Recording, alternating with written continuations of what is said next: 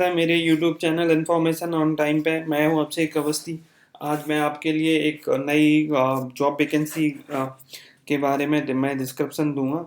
जो अभी अभी एसएससी ने एक वैकेंसी अनाउंस करी हुई है, उसमें जो बंदे आईटीबीपी में मैंने देखा है, जो मेरे बहुत सारे वीडियो पर कमेंट करते हैं, जो आईटीबीपी की वैकेंसी देख रहे हैं वो लोग इस वैकेंसी के लिए अप्लाई कर सकते हैं। बट इसमें इसमें मैं पूरा डिटेल में नोटिफिकेशन बताऊंगा। बट ये वैकेंसी उन बच्चों के लिए चाहिए जिनका थोड़ा बहुत इंग्लिश थोड़ा अच्छा है, और जो इंग्लिश, क्योंकि इसमें जो सेकंड एग्ज़ाम है उसमें इंग्लिश के 200 मल्टीपल एमसीक्यू क्वेश्चंस होंगे। तो चलिए शुरू करते हैं। मैं डिटेल्स बताता हूँ इस वैकेंसी की। ओके, तो बेसिकली ये एसएससी के थ्रू दिल्ली पुलिस में बेसिकली जो वैकेंसी फिल करनी है वो एसएससी के थ्रू होंगी, जो कि दिल्ली पुलिस में होंगी और सेंट्रल रिजर्व फोर्स में होंगी। तो sub inspector Delhi and central arm police force of examination. तो जो इसकी जो ऑनलाइन एप्लीकेशन की डेट है वो आज से ही शुरू होती है, 17/6/2020 से, और जो लास्ट डेट है वो 16 जुलाई 2020 है।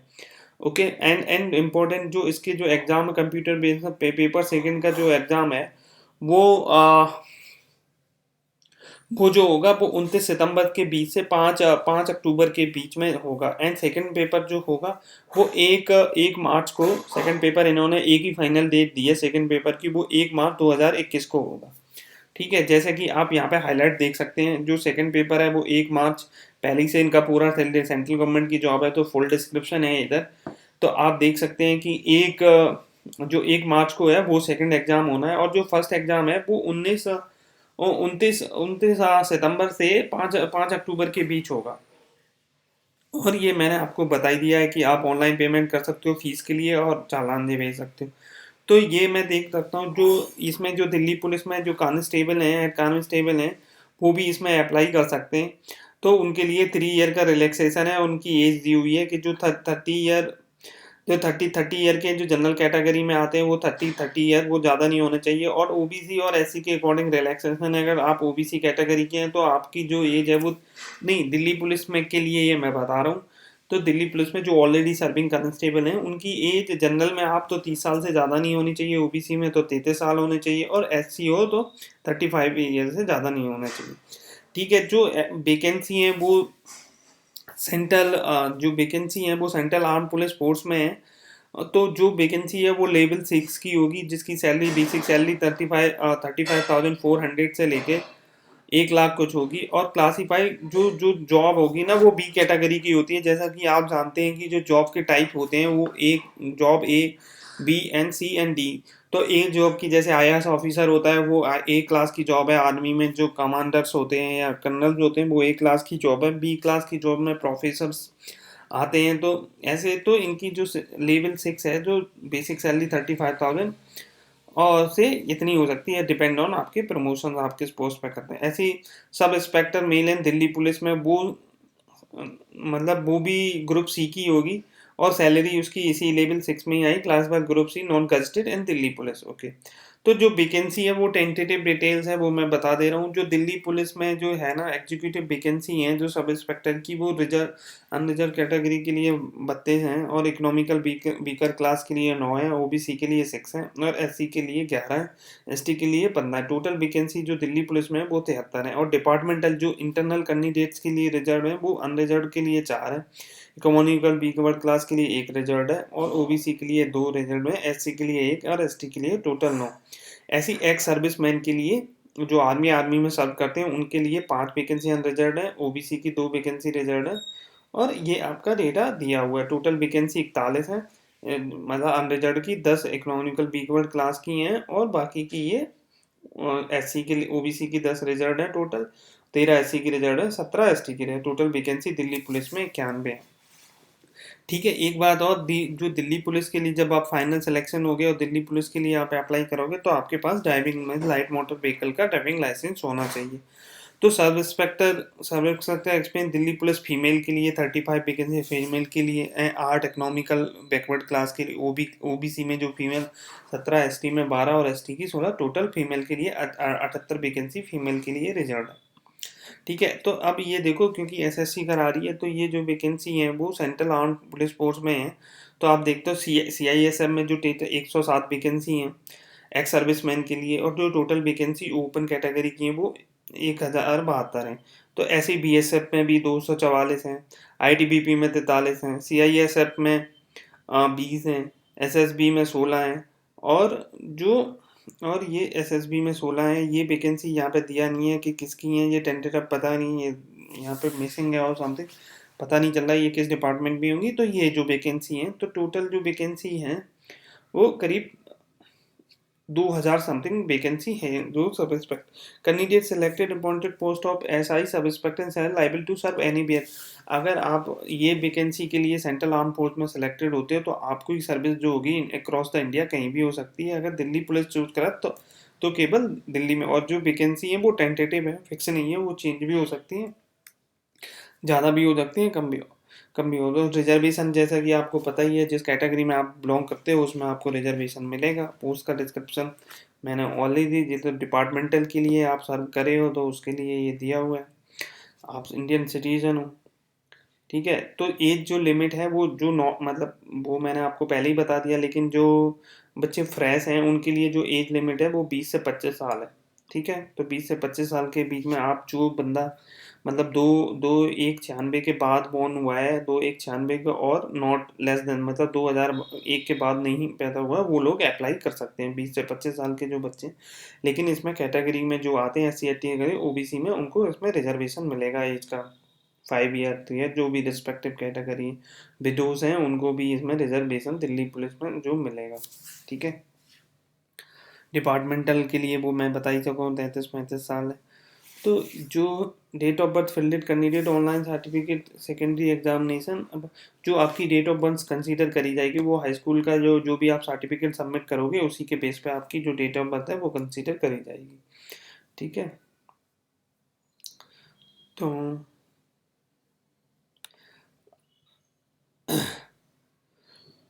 तो एप्लीकेशन की जो लास्ट डेट है वो 16/7/2020 16 जुलाई 2020 है। ठीक है, और आपकी जो क्वालिफिकेशन चाहिए बस आप ग्रेजुएट होना चाहिए। अगर आप अभी भी पढ़ रहे हैं भी ग्रेजुएट नहीं, तो 2021 तक आप ग्रेजुएट हो जाओ, जिसमें दी हुई है एक मतलब 2021 जनवरी तक आपको डिग्री मिल जानी चाहिए। अगर आप अभी ग्रेजुएट नहीं है, लास्ट ईयर में हो, तो आप अप्लाई कर सकते हो। ठीक है, इसमें ठीक है, ये वही दिया हुआ है कि आप देयरफॉर आप अप्लाई कर सकते हो। तो अब ये मैंने बोला था कि अगर आप दिल्ली पुलिस के लिए चूज करोगे तो आपको वैलिड ये लाइट मोटर व्हीकल का लाइसेंस होना चाहिए। अगर अदर अदर पोस्ट के लिए अप्लाई कर रहे हो सेंट्रल आर्म पुलिस फोर्स के लिए, तो वहाँ पे ड्राइविंग लाइसेंस जो है वो ज़रूरी नहीं है। जो एसएससी की वेबसाइट पे जाके, ये वेबसाइट दिया हुआ है, यहाँ पे आप फॉर्म अपना फिल कर सकते हो। इसमें ये फ़ोटो दी हुई है कि फ़ोटो इतने सेंटीमीटर होनी चाहिए, इस रेंज में होनी चाहिए, इनका डायमेंशन ये होना चाहिए, वो दिया हुआ है। लास्ट डेट ऑफ सबमिशन दी हुई है। हाँ, जो फीस है वो 100 रुपी है।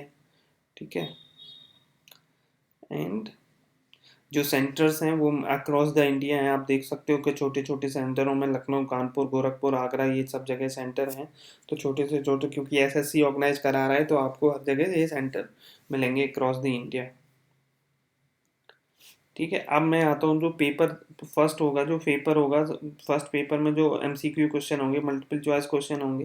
तो ये सब्जेक्ट है जनरल इंटेलिजेंस एंड रीजनिंग के 50 क्वेश्चन होंगे, general knowledge and general awareness के 50 क्वेश्चन होंगे, क्वांटिटेटिव एप्टीट्यूड के 50 क्वेश्चन, और इंग्लिश कंप्रेसेशन के। देखो फर्स्ट पेपर में भी इंग्लिश है तो 50 क्वेश्चन इंग्लिश के होंगे। टोटल जो 200 क्वेश्चन होंगे और 2 घंटे में करना है, और इसकी 1/4 माइनस मार्किंग, मतलब 2.1 एक क्वेश्चन का 1 मार्क्स मिलना है। और 2 अगर आपने क्वेश्चन गलत करा तो ये आपको 2.5 की माइनस मार्किंग हो। तो पेपर सेकंड में केवल इंग्लिश के ही क्वेश्चन आएंगे, और वो 200 क्वेश्चन होंगे, 200 ना है, बट ये डिस्क्रिप्टिव क्वेश्चन नहीं है, ऑप्शनली पेपर सेकंड में क्वेश्चन आएंगे। पेपर फर्स्ट और पेपर सेकंड की डेट आप मैं ऑलरेडी बता चुका हूँ। तो जो बच्चे पेपर और फर्स्ट और सेकंड में क्वालिफाई हो जाएंगे उनको, उनके लिए, और इसमें एक ऐसा है जिनके पास एनसीसी का सी सर्टिफिकेट है, उनको जब मेरिट बनाई जाएगी, सपोज आपने 200 जब फर्स्ट और सेकंड पेपर में सपोज नंबर करे, तो जो मैक्सिमम मार्क हैं वो आपको 10 मार्क, अगर आपके पास एनसीसी सी सर्टिफिकेट है तो 10 मार्क मिलेंगे, बी है तो 6, और ए सर्टिफिकेट है तो 4 मार्क आपको एक्स्ट्रा मिलेंगे अगर आपने एनसीसी का ये सर्टिफिकेट है आपके पास। तो ये जो सिलेबस है वो दिया हुआ है। फर्स्ट पेपर में क्या सिलेबस होगा, क्वांटिटेटिव एप्टीट्यूड का, इंग्लिश का क्या हो, पेपर सेकंड का ये सिलेबस दिया हुआ है। ठीक है, तो जो इसमें जो रिक्रूटमेंट बेसिकली होनी है वो 3 फेज में होनी है। पहले फर्स्ट पेपर होगा, तो जो बच्चे क्वालिफाई करेंगे फिर सेकंड पेपर होगा, सेकंड बच्चे जो क्वालिफाई करेंगे फिर उनका पीएसटी होगा।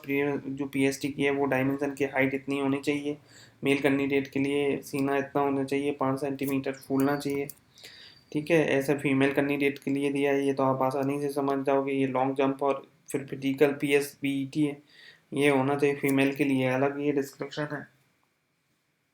उसके बाद मेडिकल होगा, मेडिकल होने के बाद मेडिकल में जैसे आई साइड वीक नहीं होने चाहिए, कैंडिडेट की नींद लोग नहीं होने चाहिए, मेंटली और हेल्थ होने चाहिए। उसके बाद ये जब आप फाइनली सेलेक्ट हो जाओगे, ये तो जो फिजिकल है वो तो बस क्वालिफाइंग नेचर का है, तो जो बेसिकली मेरिट बननी है तो वो पेपर सेकंड और फर्स्ट के बेसिस पे बननी है।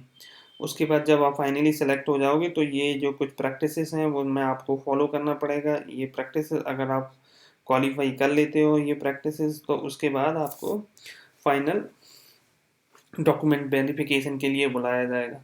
तो ये कुछ टैटू, वैसे तो टैटू आपकी बॉडी पे वो सेट नहीं करेंगे, लेकिन अगर इनमें से कोई ये दिया हुआ है डिस्क्रिप्शन, इनसे रिलेटेड कोई टैटू है तो आपका बाईपास हो सकता है, मतलब तो आप अप्लाई कर सकते हो। तो डॉक्यूमेंट वेरिफिकेशन वो आप देख ही सकते हो। तो बेसिकली बहुत सारी वैकेंसी हैं, आप इन वैकेंसी के लिए अप्लाई कर सकते हो। जो भी मतलब आर्मी की वैकेंसी देख रहे हैं, आईटीबीपी की जो भी वैकेंसी देख रहे हैं वो लोगों के लिए अच्छा है। बस इसमें थोड़ा है, जिन बच्चों की इंग्लिश अच्छी होगी उनको थोड़ा ज़्यादा फ़ायदा होगा। तो मैं ऐसी आशा करता हूँ कि आप थोड़ा इंग्लिश का प्रिपरेशन करोगे, और इस एग्ज़ाम के लिए फ़ीस भी 100 रुपीज़ है, सेंट्रल गवर्नमेंट की जॉब है जो पहले से प्री शेड्यूल्ड से एग्ज़ाम है। तो आप मैं आपको सजेस्ट करूँगा कि आप इसका फॉर्म ज़रूर भरें और ज़रूर डालें और एग्ज़ाम की प्रिपरेशन स्टार्ट कर दें, क्योंकि इसकी डेट पहले से फिक्स है, कब रिजल्ट आना है सब कुछ पहले से प्री डिसाइड है। तो आप फोकस करके इसकी तैयारी कर सकते हैं।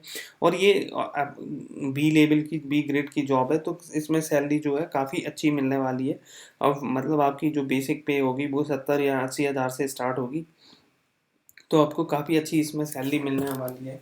तो आप इसके लिए खूब मेहनत करें और तैयारी अभी से शुरू कर दें और फॉर्म अभी भर दें, क्योंकि आज से ही इसका डेट शुरू हो गया है। तो मैं ऐसी आशा करता हूँ, अगर आपको कोई डाउट्स होगा, कोई क्वेश्चन होगा इस नोटिफिकेशन पे, तो मेरे को आप कमेंट करके मेरे को वीडियो पे बताएंगे और मेरे को भेजेंगे, तो मैं आपको और जो भी कुछ क्वेश्चन है, प्राइवेट क्वेश्चन है, वो आप मेरे फेसबुक पेज पर भेज सकते हो। वो मैं फेसबुक को आपको बताता हूँ, आप मेरे फेसबुक पेज पे यहाँ पे भेज सकते हो। ये मेरा फेसबुक पेज है, जैसा कि अभिषेक अवस्थी इंफॉर्मेशन ऑन टाइम का इस पर लोगो होगा। यहाँ पे एक सोल्जर खड़ा है अपनी गन लिए, जो तो आप देख सकते हो। यहाँ बहुत सारे वीडियो मिलेंगे, यहाँ पे ये आप देख सकते हो। ठीक है, तो आप इस पर हमारे को, ये हमारा पेज है, आप इसको फ्रेंड रिक्वेस्ट भेज सकते हो अगर आपको कोई प्राइवेट मैसेज भेजना है। अदरवाइज आप मेरे वीडियो पे कमेंट कर सकते हो, आप वीडियो से कमेंट करके वहाँ पे भेज सकते हो। ये ऑफिशियल आईडी आप अभिषेक अवस्थी के नाम से सर्च कर दें, और वीडियो के डिस्क्रिप्शन में मैं इसका लिंक दे दूंगा, तो आप क्लिक करके वहाँ नेविगेट हो सकते हो। फ्रेंड रिक्वेस्ट भी भेज सकते हो, अगर आपकी कोई पर्सनल क्वेश्चन है तो आप मेरे को बता सकते हो। तो मैं ऐसी आशा करता हूँ, अगर नोटिफिकेशन से कोई और इन्फॉर्मेशन चाहिए तो प्लीज़ आप मेरे को कमेंट करके बताओ, मैं उसका आपका डाउट क्लियर करूँगा। तो आज के लिए इतना ही, धन्यवाद। मैं आशा करता हूँ कि आपको ये वीडियो पसंद आएगा, तो प्लीज़ मेरे चैनल को सब्सक्राइब करो, शेयर करो और लाइक करो, और ज़्यादा से ज़्यादा लोगों तक पहुँचाओ, और बेल आइकन दबाना ना भूलें, जिससे जब भी मैं एक नया वीडियो डालूँगा तो आपके पास जल्दी से जल्दी पहुँच जाएगा। धन्यवाद।